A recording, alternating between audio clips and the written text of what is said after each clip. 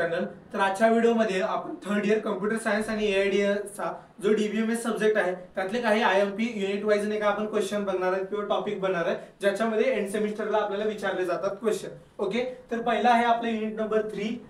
या unit number 3 मध्ये जो पहिला क्वेश्चन आहे तो आहे normalisation of the given relation into the CNF आणि डीसीएनएफ. ह्याचा जे काही रिलेशन आहे ते सुद्धा एक इम्पॉर्टंट आहे. हा एक दोनदा क्वेश्चन विचारला गेला आहे.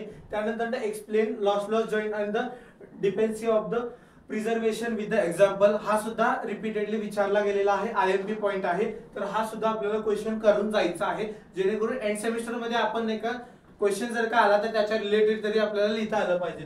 त्यानंतर explain the functional dependency and the find the attributes. तर हा सुद्धा क्वेश्चन जवळपास 2-3दा विचारला गेला आहे. तर हा सुद्धा एक आयएमपी क्वेश्चन आहे जे end semester point of view विचारलं जाऊ शकतं. त्यानंतर आहे एक्सप्लेन द कॉड्स 12 रूल. तर हा सुद्धा एक इम्पॉर्टंट आहे. त्याचे जे रूल आहेत तो रूल तुम्हाला सांगता आलं पाहिजे आणि त्या रूलच्या रिलेटेड जो पण एक्झाम्पल आहे किंवा एखादं त्याच्या रिलेटेड जे एक्झाम्पल असेल ते तुम्हाला त्या ठिकाणी लिहिणं अपेक्षित आहे. त्यानंतर जे न्यूमेरिकल जे रिपीटेडली विचारलं आहे ज्या टॉपिक वरती येऊ शकतं तो म्हणजे पहिलाच मी ऑलरेडी सांगितलंय नॉर्मलायझेशन रिलेशनशिप वरती. हा एक इम्पॉर्टंट आहे. देन ॲट्रिब्यूट वरती आहे. Then loss test. हे तिन्ही वरती नाही का तुम्हाला न्यूमेरिकल विचारू शकता. न्यूमेरिकल खूप इम्पॉर्टंट आहेत.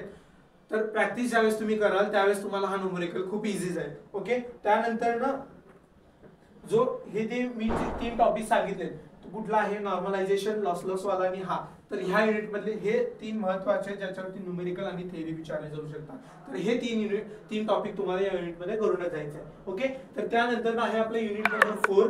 यामध्ये युनिट नंबर 4 मध्ये काय आहे जे पण आयएमपी क्वेश्चन आहेत सेम जे जास्त वेटेजनीच लावलंय असं नाही की 8 किंवा 10 मार्कालाच येईल. अपेक्षित काय 6, 7, 8 मार्काला येऊ शकता मॅक्सिमम. ओके, तर त्या हिशोबाने मी टॉपिक काढलेला आहे. ओके, आता जो पहिलाच क्वेश्चन आहे तो सगळ्या पेपर मध्ये A to Z जेवढे पण एंड सेमिस्टरचे प्रिव्हियस इयर पेपर झाले तर ह्या टॉपिक किंवा हाच क्वेश्चन त्यांनी रिपीटेडली विचारलाय. काही वेळेस क्वेश्चन फिरून विचारलाय बट क्वेश्चन याच टाइपचा आहे आणि याच्या रिलेटेडच आपल्याला आन्सर लिहायचा आहे. ओके, तर यामध्ये काय जो पण आपल्याला नाही का एसीडीआय ची प्रॉपर्टी आहे विथ द एक्झाम्पल ते आपल्याला डिटेल मध्ये एक्सप्लेन करायचं आहे. तर 8 ते 7-8 मार्काला हा क्वेश्चन विचारला जाऊ शकतो. ओके, त्यानंतर डिफरन्स बिटवीन आहे ह्या दोन्हीचं नाही का डिफरन्स नाही का तुम्हाला केलं पाहिजे कारण की हा डिफरन्स कंपॅरिझन किंवा एक्सप्लेन सेपरेटली विचारलं गेलेलं आहे. 6 ते 8 मार्काला मॅक्झिमम तुम्हाला पाहायला मिळेल. ओके, त्यानंतर आहे डेडलॉक डिटेक्शन. त्यानंतर प्रिव्हेन्शन टेक्निक जे आहे त्याच्या रिलेटेड सुद्धा क्वेश्चन इम्पॉर्टंट आहे. हा थोडा मतलब त्या लेवलचा इम्पॉर्टंट नाही आहे बट तुम्हाला मिनिमम मी तुम्हाला 4-5 क्वेश्चन दिले तेवढे तुम्हाला प्रिपेअर करून जायचे जेणेकरून तुम्ही क्वेश्चन नाही का अटेम्प्ट करू शकता. त्यानंतर आहे 2 फेज लॉकिंग जे आहे दॅट इज द 2PL ते नाही का तुम्हाला करून जायचंय. त्याच्यावरती नाही का मोस्टली थेरी क्वेश्चन विचारलं जातं. ओके, आता टाइप काय आहे पहिला आहे हा जो ग्राफ आहे या दोन्ही ग्राफ वरती नाही का रिपीटेडली तुम्हाला क्वेश्चन बघायला मिळतं. दोन्ही म्हणजे ह्या दोन्ही टॉपिक वरती तुम्हाला नाही का काय आहे numerical end semester numerical in the sense त्याच्यावरती प्रॉब्लेम जे पण असतील रिलेटेड टू दिस सब्जेक्ट ते तुम्हाला दरवेळेस पाहायला मिळतील. तर हे दोन्ही टॉपिक तुम्हाला स्किप नाही करायचे. त्यामधले सर्वात इम्पॉर्टंट टॉपिक जे आहेत ते हे जे मी ऑलरेडी वरती एक्सप्लेन केले की तुम्हाला इम्पॉर्टंट टॉपिक प्रॉपर प्रिपेअर करून जायचं आहे. ओके, त्यानंतर नाही युनिट नंबर 5. युनिट नंबर 5 जो आपल्या एसक्यूएल शी रिलेटेड आहे. तर याच्यामध्ये पहिल्यांदा आहे कॅप थेरम जे आहे विथ द डायग्राम तुम्हाला एक्सप्लेन करता आलं पाहिजे. ओके, खूप वेळा हा विचारला गेलेला आहे. ज्याप्रमाणे मी क्वेश्चनचा सिक्वेन्स सेट केलाय ना त्याप्रमाणेच तुम्हाला प्रिपेअर किंवा त्या टॉपिक रिलेटेड थेरी आणि न्यूमेरिकल करायचे आहे जेणेकरून ज्याप्रमाणे ते जास्त प्रेफरन्सली विचारलं गेलं आहे मी त्याचप्रमाणे त्याचा प्रेफरन्स सेट केला आहे. ओके, त्यानंतर आहे जे ऑलरेडी कंपॅरिझन मी तुम्हाला सांगितलं होतं. ओके, हे कंपॅरिझन तुम्हाला करून द्यायचं बेस आणि ACIDचं. ओके, हा सुद्धा कंपॅरिझन इम्पॉर्टंट आहे. Then type of no SQL database जो आहे एसक्यूएलचे जे काही डाटाबेस आहेत.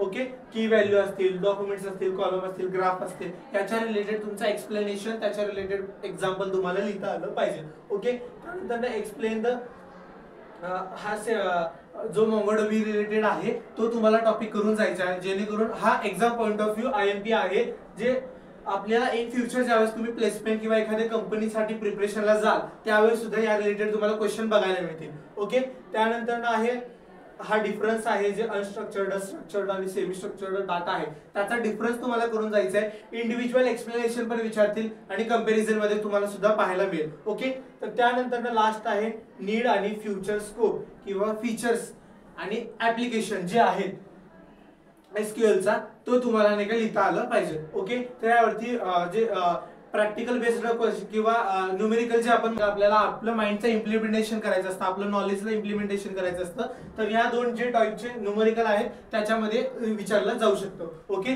त्यानंतर लास्ट युनिट आहे आपला, that is the unit number 6.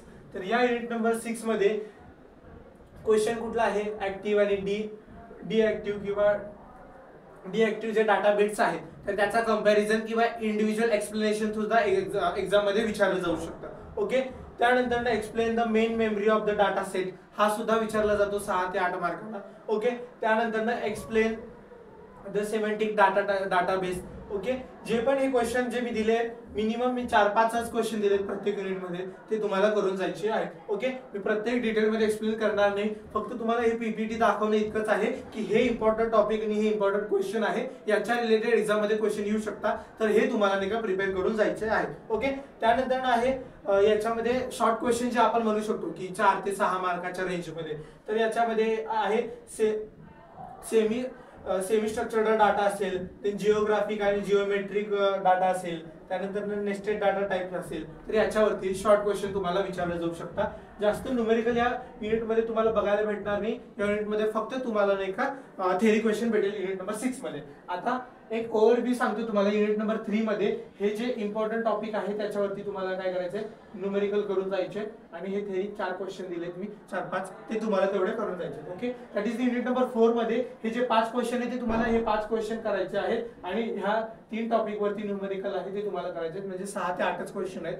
Repeatedly विचारलाय, जास्त या सब्जेक्ट मध्ये तुम्हाला म्हणजे जास्त युनिक किंवा जास्त अवघड काही नाही आहे. ओके, त्यानंतर युनिट नंबर 5 जो आहे त्याच्यावरती पण हे 4-5 क्वेश्चन आहे, डिफरन्स कंपॅरिझन आहे आणि हे 2 टॉपिक आहे त्याच्यावरती न्यूमेरिकल विचारलं गेला. त्यानंतर लास्ट आहे that is the unit number 6. तर हा युनिट पूर्ण थेरॉटिकल आहे, पूर्ण याच्यामध्ये काय आहे थेरॉटिकल क्वेश्चन आहेत, तर हा युनिट तुम्हाला प्रॉपर प्रिपेअर करून जायचा. जर कोणता सब्जेक्ट अवघड जात असेल किंवा कोणत्या टॉपिक वरती IMP पॉईंट जर का पाहिजे असेल तर कमेंट मध्ये सांगा आणि जर का व्हिडिओ आवडला असेल तर लाईक, शेअर आणि सबस्क्राईब करा. Okay, so thank you.